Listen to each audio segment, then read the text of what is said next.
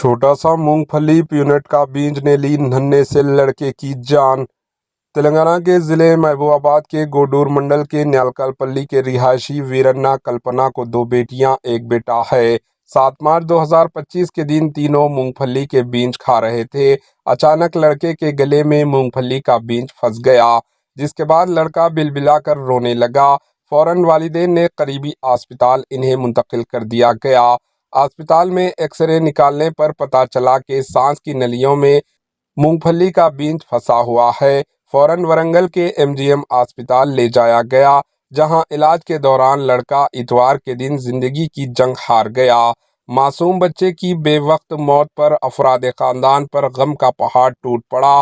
Police ने मामला दर्ज करके तहकीकात शुरू कर दी। Bureau report, AHN news.